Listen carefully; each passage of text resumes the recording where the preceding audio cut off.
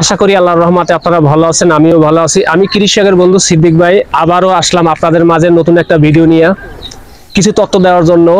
আর আমি প্রায় কথাই বলি যে বাংলাদেশের আমি ছোট একজন কৃষক বাংলাদেশের।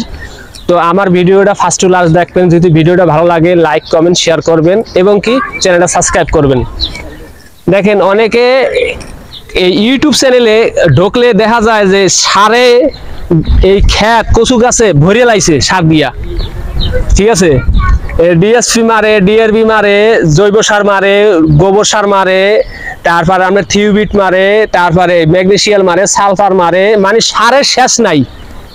বাংলাদেশে সারের দোকানে যে আছে তার চেয়ে বেশি মারে কচু খেতে, ঠিক আছে। তাই আমি আবার ভিন্ন ধরনের, কিরকম ভিন্ন ধরনের, আমি আবার এই সার ঔষধ খুব কম মারি মারি না বলবো, একবার সীমিত মারি ভাই। একটা কথা বলে, জাত যদি ভালো হয়, নদীর পানি ঘোলা ভালো, জাতের মেয়ে কালো ভালো, কথায় মানুষে বলে ছন্দে, আসলে কথা ঠিক আছে। আপনার জাত যদি ভালো হয় আর যদি ভালোভাবে পরিচর্যা করেন আর মোটামুটি কিছু সার মারেন, তাহলে আল্লাহর রহমতে আপনার ফসল ভালো হয়। দেখেন জাত যদি ভালো হয়, এই কচু গাছের জাত যদি ভালো হয়, সে ফসল কিন্তু এমনিই আসে।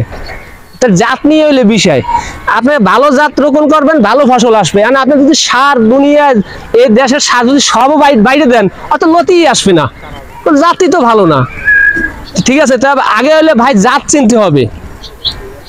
বাংলাদেশের সবচেয়ে ভালো জাত কোনটা, ওইটা নির্বাচন করে আপনাকে খেতে রোপণ করতে হবে, তাহলে যে আপনি সফল হবেন। আপনি সার ঔষধ মারে কিন্তু সফল হওয়া যায় না ভাই। এই যে আপনি ইউটিউব চ্যানেলে ঢুকলে যত সারের দোকানে সার নাই, সব ওই খেতে মারিয়ে দিচ্ছে। খেতে মারিয়ে দিলে কি আপনার খেত ভালো হবে? হবে না, কোনোদিনই হবে না। কারণ ভালো জাত চিনতে হবে, ভালোভাবে পরিচর্যা করতে হবে, ভালোভাবে রোপণ করতে হবে নিয়ম অনুযায়ী, ঠিক আছে। তাহলে আল্লাহর রহমতে এমনি ফসল ভালো হবে। তাহলে আপনি একটা কৃষক চাই কি, যে ভালো জাত নির্বাচন করে তার খাতে রোপণ করা।